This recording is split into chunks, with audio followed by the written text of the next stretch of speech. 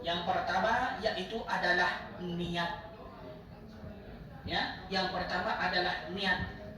Luruskan niat kita bahwasanya kita melaksanakan ibadah umrah itu lillah ta'ala. Bukan karena riya, bukan karena ingin dipuji oleh orang. Setelah kita pulang nanti terkadang ada sebagian jemaah karena tidak dipanggil Pak Haji tidak mau. Betul? Pernah dengar? Nah, jadi ikhlaskan, niatkan kepada diri kita bahwasanya kita melaksanakan ibadah umroh ini lillah. Biarkan orang di luar manggil kita, status kita tidak akan lupa. Ya, itu yang akan sangat menentukan umroh yang akan kita kerjakan besok diterima atau tidak. Yang kedua, doa restu. Mungkin ada para jemaah sebagian yang tanpa yang perempuan tanpa suami, yang suami mungkin tanpa istri, juga kita harus dapatkan restu. Jangan lagi kita lagi tengkar di tanah air, ditinggal berangkat umrah, ya. Terutama kita minta restu kepada orang tua kita. Jadi karena itu sangat menentukan umrah yang akan kita kerjakan diterima atau tidak diterima. Yang ketiga Bapak Ibu sekalian, yaitu adalah sabar. Dari awal kami perjumpaan dengan para jamaah, yang kami selalu tonjolkan adalah sifat sabar. Kenapa? Karena terkadang para jamaah itu lupa bahwasanya kita dalam keadaan bertamu. Coba kita bertamu kepada orang, kita melakukan hal-hal yang tidak diinginkan. Senang nggak tuan rumahnya?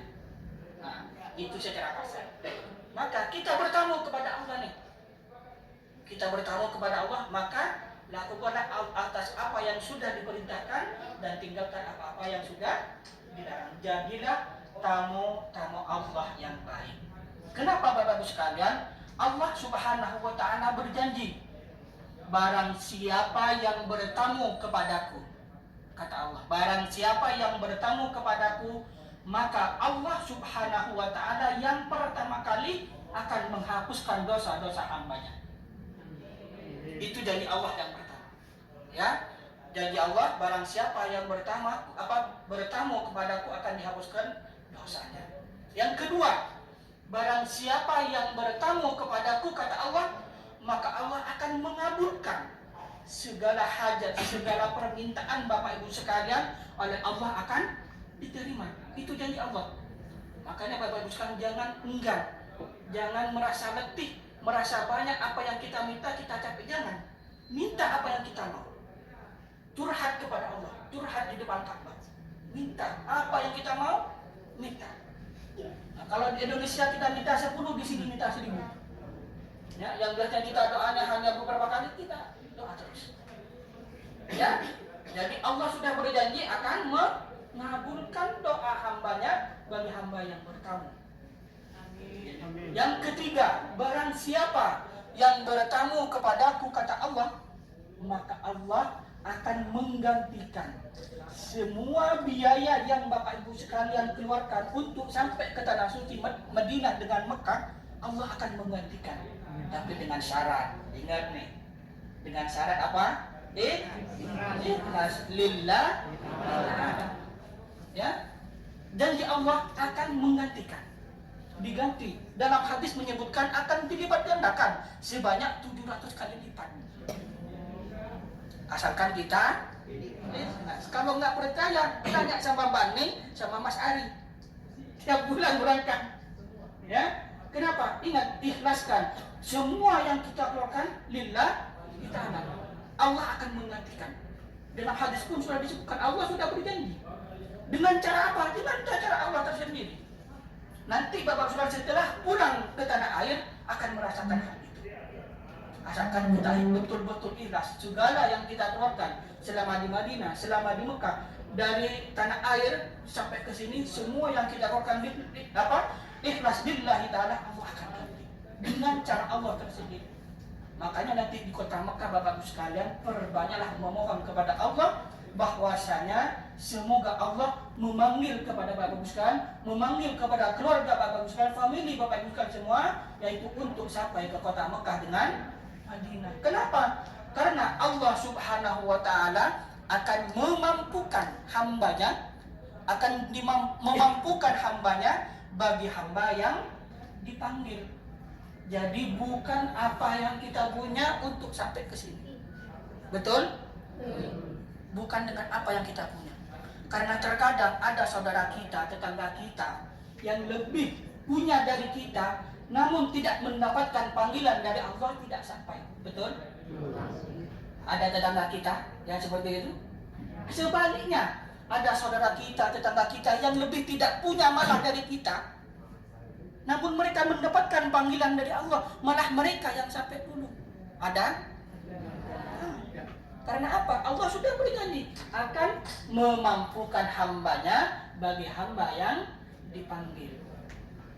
Jadi Bapak Ibu sekalian, kemarin juga pernah ada kejadian yang biasanya kita 3 bus jadi 2 bus. Alhamdulillah Bapak Ibu sekalian adalah tamu Allah pilihan sehingga bisa sampai ke Madinah dan insya Allah besok ke Mekah. Kita tidak tahu, kita selaku penyelenggara hanya bisa mengusahakan yang terbaik untuk para jemaah. Yang menentukan semuanya adalah Allah Subhanahu wa Ta'ala. Jangan kecil hati, ikhlaskan segala apa yang terjadi, yaitu Allah sudah menentukan akan memberikan yang terbaik kepada kita. Karena terkadang kita sudah merasa melakukan yang terbaik, namun Allah punya rencana sendiri. Apa? Mungkin tidak sesuai dengan rencana kita. Pernah merasakan?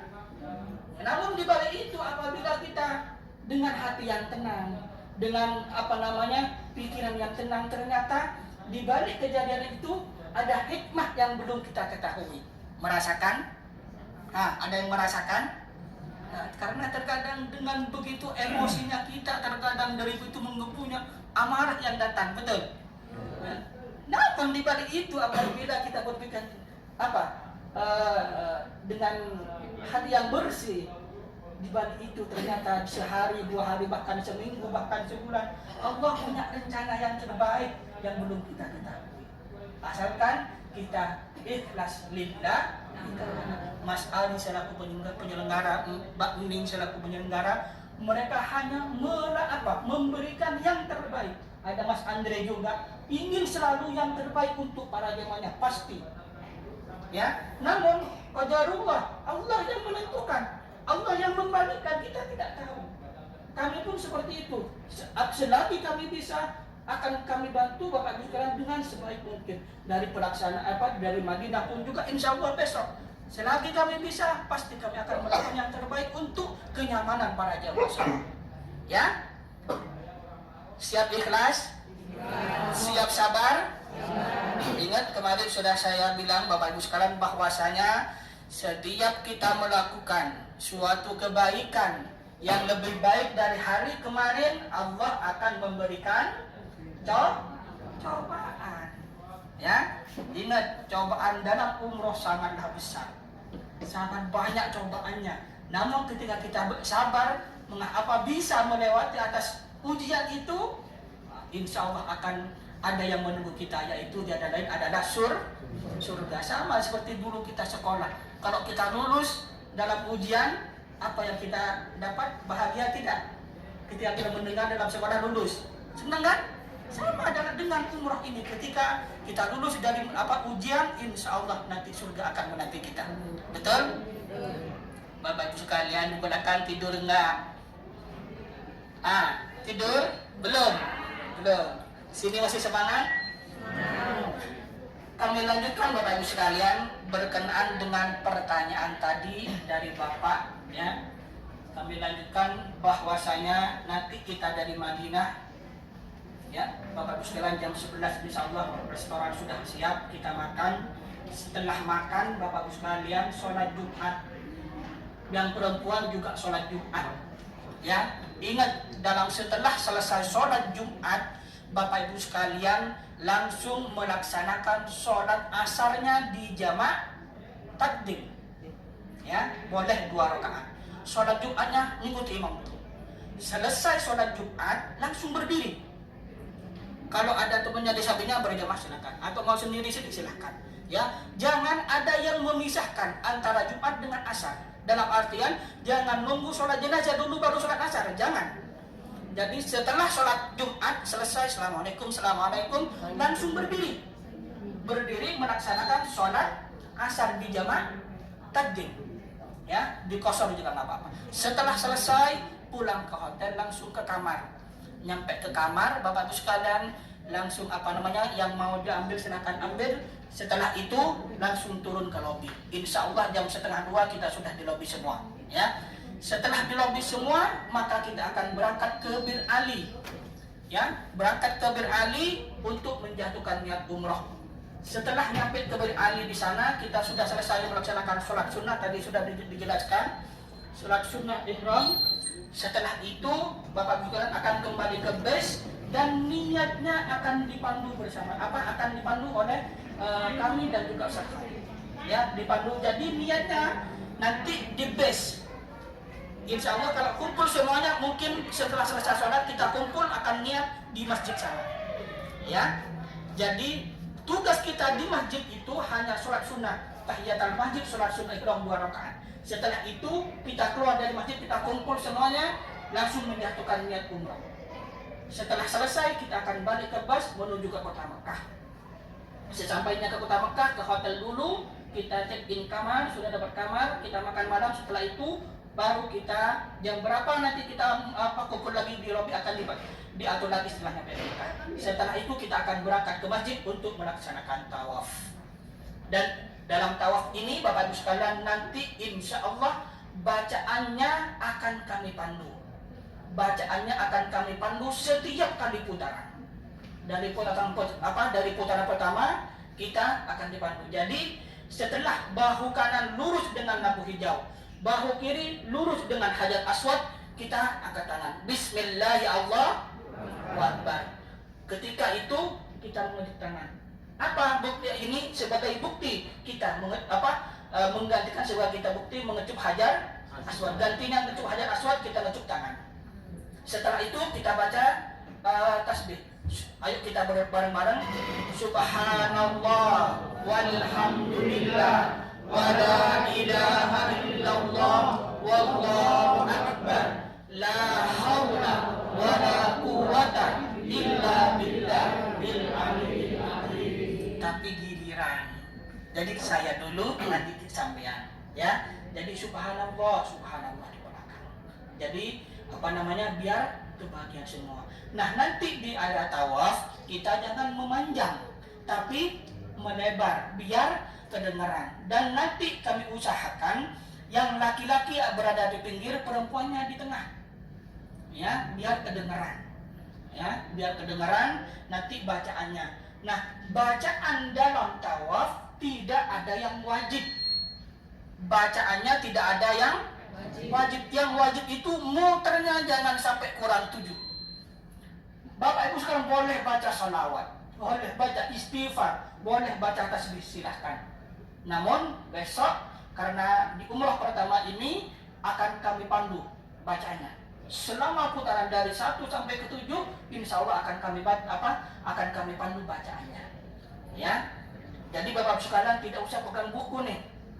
Jadi ngikutin apa yang saya baca. Kalau yang paling belakang tidak kedengaran, baca apa Ustaz tuh depan? Baca aja tasbih, baca aja istighfar, astagfirullahaladzim. Bapak Ibu sekalian boleh doa dengan bahasa Indonesia setiap kali putaran. Ingat, bacaan tidak ada yang wajib muternya. Jangan sampai kurang dari 7. Ya, setiap kali putaran itu adalah tempat yang istijabah. Boleh Bapak sekalian baca apa saja. Doakan keluarga kita, famili kita, anak cucu kita, semua doakan. Nanti akan kami kasih waktu. Setelah kami baca tasbih, subhanallah walhamdulillah wa la ilaha illallah wa akbar, la haula wa la quwwata illa billahil aliyyil azim. Nanti saya akan bilang, silakan lanjut doa sendiri. Ya. Nah, setelah itu nyampe ke rukun hajar aswad, kita angkat tangan bismillahirrahmanirrahim, tapi tidak dikecup. Ya, di rukun yamani angkat tangan tapi tidak dikecup. Setelah itu Antara rukun yamani dengan hajar aswad adalah tempat yang sangat istijabah yang sudah Allah tentukan. Makanya di situ antara rukun yamani ke hajar aswad disunnahkan baca doa sapu jagat kata orang kita. Apa itu? Rabbana atina fid dunya hasanah wa fil akhirati hasanah wa qina adzabannar. Ya Azizu, Ya Ghaffar, Ya Rabbal Alamin. Satu kali baca, tapi di depan masih belum sampai ke lampu hijau, kita ulangi lagi. Rabbana. Setelah sampai ke rukun hajar aswad, bahu kanan lurus dengan lampu hijau, kita angkat tangan lagi. Bismillahirrahmanirrahim. Faham sampai sini? Paham? Ada yang dipertanyakan sebelum dilanjut? Untuk bahu yang dibuka Ustaz. Pertanyaan yang kedua belum. Ini bacanya sudah ya. Nah, nanti sebelum kita berangkat ke dari hotel, sebelum berangkat ke masjid, yang laki-laki ihramnya bahu kanannya dibuka. Ya, langsung dibuka, tidak apa-apa. Ya. Setelah dari hotel menuju ke masjid, sudah mulai dibuka bahu kanannya. Nah, ketika di Bir Ali nih besok, dari Bir Ali ke Mekah, ditutup seperti biasa. Jadi bahu kanan itu dibuka hanya setelah mau melaksanakan tawaf. Hanya pas tawaf saja dibuka bahu kanan. Setelah selesai tawaf ditutup lagi. Ya, karena akan melaksanakan sholat sunnah setelah tawaf. Jadi kain ihramnya ditutup. Jadi bahu kanannya dibuka hanya ketika tawaf saja. Faham? Nah, itu laki-laki. Ya. Ya. Ada yang nanya tadi. Ya. Setiap setar berarti. Ya. Kecup. Iya. 7 kali berarti. 7 kali. Iya. Jadi setiap kali nih pertama nih, setelah niat pertama angkat Bismillahirrahmanirrahim. Kita muter. Nyampe lagi di lampu hijau, ulang, kecup lagi, angkatkan Bismillahirrahmanirrahim sampai 7 kali ke kanan. Monggo.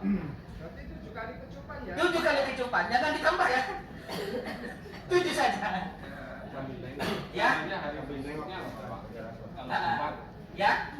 Nambahnya nanti kalau sempat tawaf lagi. Itu. Jadi 7 kali angkat tangan, jadi 7 kali kita kecup tangan. Faham sampai sini? Oke. Setelah selesai, maka kita akan menuju ke tempat sa'i, yaitu dimulai dari sofa. Maaf Ustaz Ya. Ini kan disunahkan ketika setelah selesai Tawaf. ada sholat baru kan. Ya, betul. Ya. Tentunya dipandu. Nanti setelah selesai 7 kali putaran, kita akan mengusahakan sholat di belakang makam Ibrahim apabila memungkinkan. Apabila tidak memungkinkan, asalkan masih di area masjid, kita akan sholat sunnah mutlak. Sholat sunnah 2 rakaat. Ya, setelah selesai sholat 2 rakaat, Bapak Ibu sekalian doa. Setelah doa, minum air zam-zam.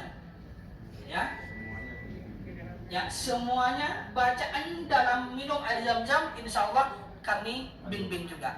Doanya insya Allah akan kami bimbing juga. Setelah itu dilanjut dengan doa sendiri. Ya. Nah, jadi Bapak Ibu sekalian, setelah selesai sholat sunnah kita doa. Setelah doa nanti kita akan minum air zam-zam. Setelah selesai nanti kita akan menuju ke sa'i. Dimulai dari sofa menuju ke Marwah.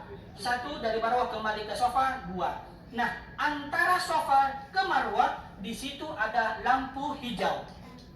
Antara sofa ke Marwah ada lampu hijau. Nah, antara lampu hijau di situ bagi yang laki-laki sunnah lari-lari kecil. Ya, sambil membaca Rabbighfir warham wa'fu wa takarram wa tajawaz amma ta'lam innaka ta'lam ma la na'lam innaka antallahul a'azzul akram. Itu dibaca di antara lampu hijau sambil lari-lari kecil yang laki-laki. Yang perempuan jangan biasa, ya, jangan ikut lari. Ya, jadi hanya yang laki-laki disunnahkan. Yang tidak mampu, apa namanya, yang laki-laki dengan biasa saja. Ya, paham sampai sini? Setelah selesai 7 kali putaran, maka sa'i ini dimulai dari Shofar dan pasti berakhir di Marwah. Terkadang banyak jemaah yang salah hitung. Dari Shofar ke Marwah, Marwah ke Shofar dihitung 1 kali. Akhirnya yang lain udah di hotel, Bapak Ibu masih tinggal separuh. Ya, Shofar ke Marwah 1, Marwah ke Shofar 2. Dimulai dari Shofar dan pasti berakhir di Bukit Marwah. Setelah selesai, yaitu kita rukun yang terakhir adalah potong rambut atau tahallul. Ingat, yang perempuan terutama, Masya Allah, ada iklan sedikit. Yang perempuan terutama, nanti setelah selesai di Marwah, maka ketika mau potong rambut, kerudungnya jangan dibuka, masukin dari bawah, cari rambutnya, jangan cari telinga. Ya, nanti dibantu sama Mbak Sri, Mbak Tri, ada Mbak Evi, ada Bani. Jadi motong rambutnya dimasukin di dalam ke dalam ininya, nanti dipotong. Ingat, ini sering terjadi ke jamaah. Karena jamaah itu harus menjaga aurat. Karena apa? Belum selesai sa'inya. Perempuan terutama. Rukun umrohnya belum selesai, masih tinggal tahallul. Karena terkadang jemaah karena udah capek, udah dibuka gitu, diambil rambutnya. Ini bapak, gitu. Jangan, ya. Sering, padahal sering sekali ingetin nih. Tapi apa? Ya namanya mau dibilangin udah sepuh, ya diem aja. Jadi ingat ya, karena ini masih mumpung belum terjadi. Kami saling ulang-ulangi biar tidak terjadi kepada jemaah yang sekarang, ya. Jadi ketika mau tahallul, kerudungnya minta tolong nanti tangannya dimasukin, dicari rambutnya, langsung dipotong. Ya, kalau yang laki-laki gampang Pak ya, potong rambut hanya sunnah, digondol apa-apa. Sampai sini paham? Sudah paham? Semua paham? Oke. Bapak Ibu sekalian, setelah potong rambut berarti sudah selesailah rangkaian ibadah umroh. Setelah itu kita balik ke hotel, ya, istirahat. Jadi itulah rangkaian ibadah umroh yang akan kita kerjakan besok. Ada yang mau dipertanyakan lagi? Insya Allah sudah paham? Monggo. Untuk yang dari kecil kan, tawaf kan? Iya.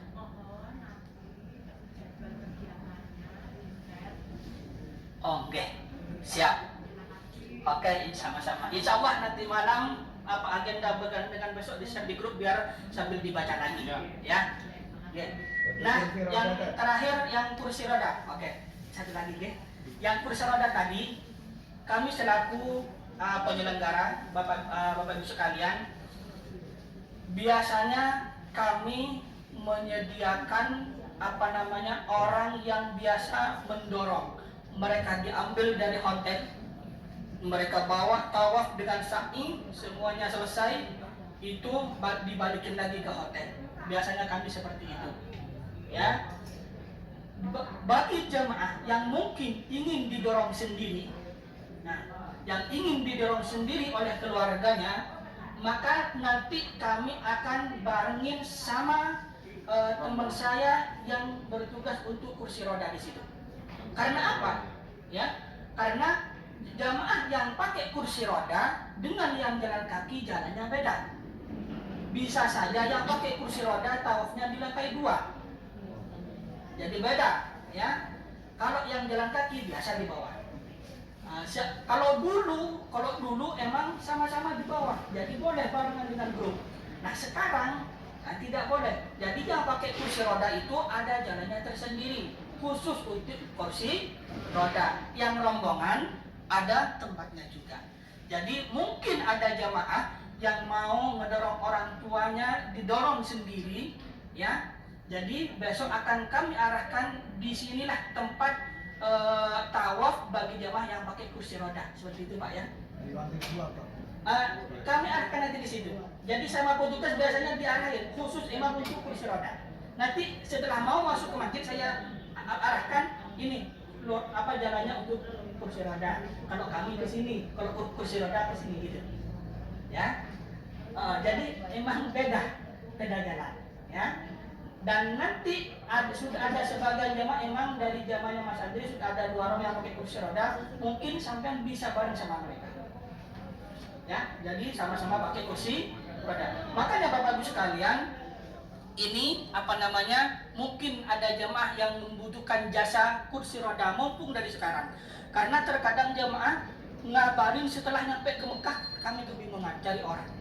Kalau daftar dari sini, kami punya waktu untuk cari orang yang siap memandu dari hotel, dibawa tawaf dengan sa'i dan dibalikin ke hotel lagi. Ke kamarnya masing-masing dibalikin lagi. Dipandu juga bacaannya sama mereka. Jadi butuh biaya juga. Makanya kami infokan dari sekarang. Karena sering terjadi jamaah setelah nyampe ke Mekah baru kasih info kepada kami kebingungan. Karena nanti Bapak Ibu sekalian, mohon maaf, setelah kami tawaf, kembali lagi ke tawaf nih, karena dengan kursi roda, kami selaku petugas, selaku pembimbing, dalam pelaksanaan tawaf, di belakang ada jamaah nih, naudzubillah, ada yang nggak kuat, kami tidak bisa menoleh dan tidak bisa berhenti, ya, kami tetap harus melanjutkan nih. Jadi di belakang mau ada yang nggak kuat, mau yang gimana saya nggak tahu, karena kami tidak bisa berhenti, tidak bisa menoleh, karena itu termasuk dalam rukun. Ketika kami batal, nanti yang lain juga ikut batal, betul? Nah, makanya kami tetap harus fokus, tetap harus melanjutkan. Ya, makanya kami infokan mungkin ada yang mau pakai jasa orang ingin pakai kursi roda, daftar dari sekarang. Lihat, sama Mas Ali, sama Mas Andri, sama Mbak Ning, sama Mbak Tri, sama ada Mbak Evi juga. Ya, daftar kepada beliau, apa menginfokan kepada kami. Paham? Cukup? Cukup nggih? Nggih, monggo. Iya? Biayanya 1.600.000. Kalau dari hotel kembali lagi ke hotel. Kalau pakai orang Arab yang di masjid lebih murah. Ya, tapi harus sana sendiri karena kami punya tugas membimbing yang lain, kami mengarahkan. Ya, paham? Ya, ya. Jadi itu 1 kali perjalanan ya, bukan ke umroh keduanya, bukan. Ya, jadi dalam umroh pertama nih besok mungkin ada yang pakai jasa, jadi 1.600.000. Nah, di umroh kedua ingin lagi seumpama jadi bayar lagi. Jadi bukan paket dengan yang di sana. Paham? Nah, paham? Nggih, monggo. Kalau tawaf bisa bawa tas nggak? Boleh. Aksesoris. Nah, asalkan jangan pakai baju. Itu melengket di badan kita. Boleh. Ya, pakai ID card wajib. Kenapa? Kalau ID card kita nggak dipakai, naudzubillah nggak ada yang bisa balik. Siapa yang mau ditelepon? Mau dibawa kemana ini jamaah? Karena paspor yang Bapak Ibu sekalian diserahkan kepada muassasah, ya, biar aman. Jadi sebagai ganti paspor adalah kalung ID card. Keluar dari hotel mau ke masjid, mau ke pasar, mau kemana pakai kalung ID card. Di Mekah dengan Madinah suka ada operasi. Ketika tidak ada identitas nanti dikerangkeng. Susah, harus nanti dicari di mana orangnya ini. Nah, kalau pakai kalung nanti ada identitas, oh ini resmi. Ya, paham? Kecuali mau itu jangan dipakai. Bertanya, mau bertanya? Cukup semua? Nah, ini oke. Bagi jamaah yang mau membadalkan, mungkin ada keluarga, saudara, famili, ingin diwakili, ingin diumrohkan atau dibadalkan, nanti langsung ke Baning, ya, ada Baning di situ, nanti daftar sama mereka, ya. Jadi Bapak Ibu sekalian, duyufullah rahman, yang ingin membadalkan, monggo dari sekarang sampai besok sebelum ke Bir Ali ya, biar kami tahu siapa yang mau mengumrohkan, ya. Jadi kami nanti dengan Ustaz Khalid yang akan mengumrohkan almarhum Bapak Ibu sekalian semua. Ya, sudah paham? Yang boleh diumrohkan. Nah, yang boleh diumrohkan itu kalau sudah meninggal. Kalau bapak kita, ibu kita masih sepuh, ada di dalam. Kalau masih hidup tidak boleh. Ya, kita tidak tahu umur orang, nasib orang kita tidak tahu. Kalau Allah takdirkan berangkat lagi, masa mau diumurkan duluan? Ya?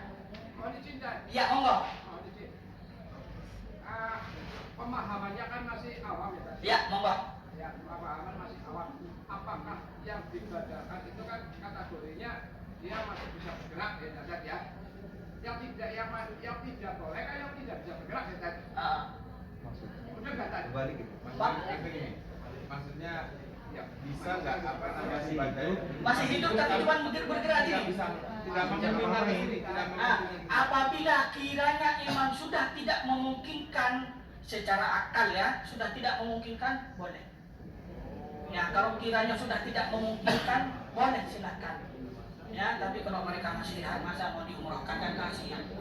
Kalau emang harus emang tidak memungkinkan ingin berangkat lagi, silakan diumrohkan. Ya.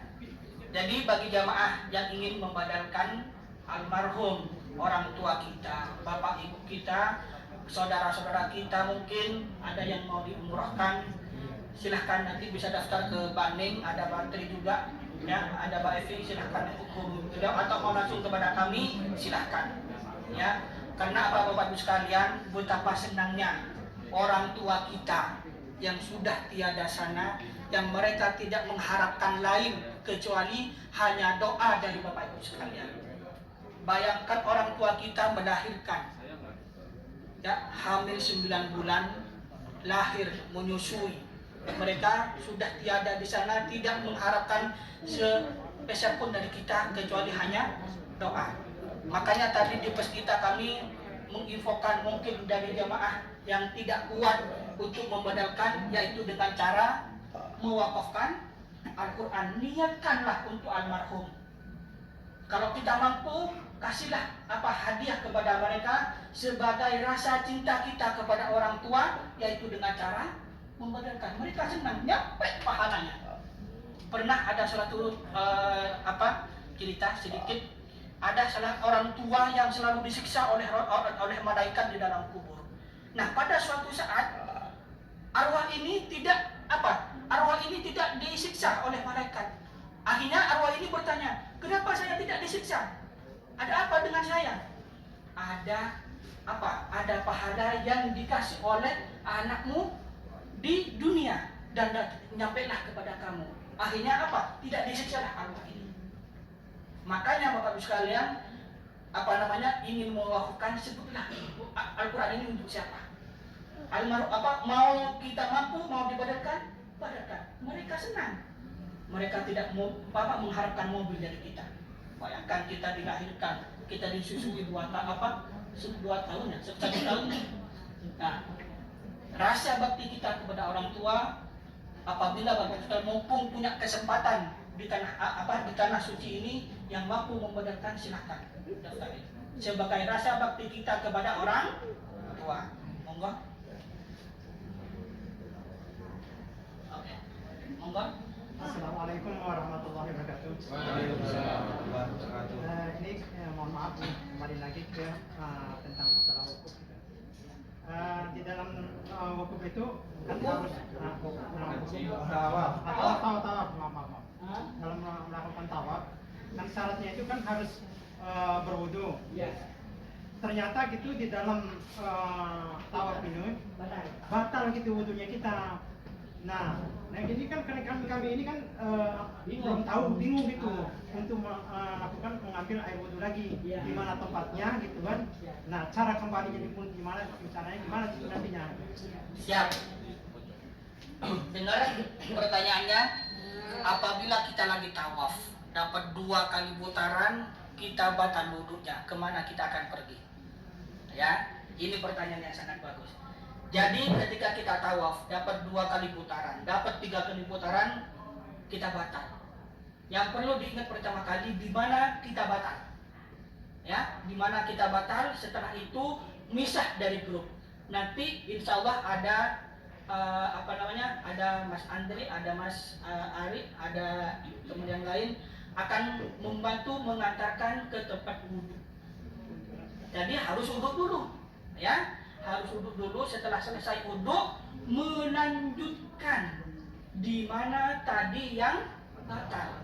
Jadi bukan mengulangi dari awal, ya bukan, tapi melanjutkan di mana tadi yang batal. Makanya setelah kita batal, di mana nih kita yang batal nih? Harus ingat nih.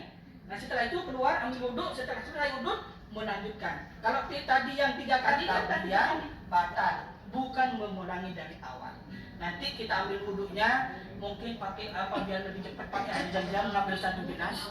Setelah itu dituang di tangan dan tuang di tangan, basahin. Ya, kita setelah itu, ya, paham? Paham? Oke cukup. Yang membatalkan wudhu apa aja sudah? Jadi Bapak Ibu sekalian, Siapa? setelah di tawaf itu yang membatalkan wudhu itu diantaranya yaitu keluar angin. Kalau kita bersentuhan tidak sengaja dimaafkan, tapi jangan disengaja langsung pegang, bukan. Tidak sengaja itu sentuh dengan orang, tidak sengaja kan? Nah, tapi kalau kentut bukan tidak sengaja, kebablasannya harus ngambil wudhu. Paham? Oke, ada lagi, insya Allah paham semua ya, monggo. Satu kali lagi selesai. Kita lanjut besok karena sudah malam menjelang maghrib ya. Oke, silakan. Mau tanya tentang tawaf. Jadi Gua bawainnya harus sejajar, nggak boleh miring gini. makanya, ya terus. Jadi setelah tawaf nanti kita bahu kiri usahakan selalu lurus dengan Ka'bah. Kita tidak boleh ngadep, apalagi membelakangi. Jadi Ka'bah harus selalu ada di samping kiri, ya. Makanya nanti setelah kita mau ke Ka'bah di situ hanya ada Hijr Ismail. Ini yang sering terjadi. Di Hijr Ismail, jadi di depan Ka'bah kan ada Hijr Ismail. Tahu Hijr Ismail? Tahu Hijr Ismail? Nah, suka jemaah ketika melewati Hijr Ismail, dikecup Hijr Ismailnya. Apa? Dilus nih. Padahal kita dalam keadaan tawaf. Jangan. Nanti tawafnya batal. Jadi Hijr Ismail sana, Maqam Ibrahim. Maqam Ibrahim. Di Maqam Ibrahim, ya di depan Ka'bah kan ada Maqam Ibrahim. Kita selalu melintasi itu tuh. Nah, melintasi itu terkadang jemaah diusap-usap. Padahal dalam keadaan tawaf. Jadi tidak boleh. Karena apa? Kita dalam tawaf tidak boleh menghadap ke Ka'bah. Berarti sudah melanggar. Apabila tawafnya tidak sah, umrahnya pun tidak sah. Ketika mau ke Maqam Ibrahim, nanti ada waktunya tersendiri. Jadi pada waktu itu kita fokus dulu ke umrah. Ada wangi-wangian juga. Nah, ada wangi-wangiannya juga di sana. Sudah melanggar melanggar di antara syarat-syaratnya tawaf, yang kedua melanggar di antara larangan ihram. Ya, karena ada wangi-wangian. Paham? Jadi ketika tawaf umrah diam dulu. Meskipun ke Maqam Ibrahim udah diam dulu. Nanti setelah selesai ada waktu sendiri ingin ke Maqam Ibrahim, boleh silakan. Ya? Paham Bapak Ibu? Nah, di sini ibunya paham? Cukup? Nanti kalau ada yang mau dipertanyakan kita lanjut besok. Ya, karena sudah dekat ke waktu maghrib. Insya Allah sampai sini, terutama berkenan dengan besok kita insya Allah makan siangnya jam 11 deh. Makan dulu. Sebelum sholat Jumat makan dulu karena tahu sendiri ramainya seperti apa. Biar apa? Biar tidak lambat berangkat ke Mekah, ya. Jadi sebelum jam 11 Bapak Ibu sekalian dari pagi nih setelah ini sunnah potong kuku, mandi ihram, setelah itu berpakaian ihram. Masih boleh pakai kaos yang laki-laki, boleh pakai celana dalam. Berangkat ke masjid boleh pakai kaos, tapi sudah mandi ihram ya. Sudah berpakaian ihram, pakai kaos dalam masih boleh, nggak apa-apa. Tapi luarnya sudah pakai ihram. Dalam artinya kita sudah siap nih. Jadi nanti setelah selesai sholat Jumat balik ke hotel hanya melepas ininya doang. Tidak mandi lagi karena makan waktu, ya. Insya Allah paham ya? Paham semua? Yang terakhir kami mempraktekkan sebentar untuk pakaian ihram. Ayo minta 1 orang sini. Yuk minta 1 orang praktek ihram ya, biar yang lain biar bisa Laki-laki nih. laki-laki, posisi laki-laki. Angkat tangannya. Nih ujungnya disamain dulu. Aslinya di banyak cara. Ini cara kami mungkin lebih mudah. Ya, nih ujungnya disamain dulu. Ya. Ujungnya samain dulu. Ujungnya samakan dulu ya, Di biar sebelah enak. ujungnya sama apa? Sama.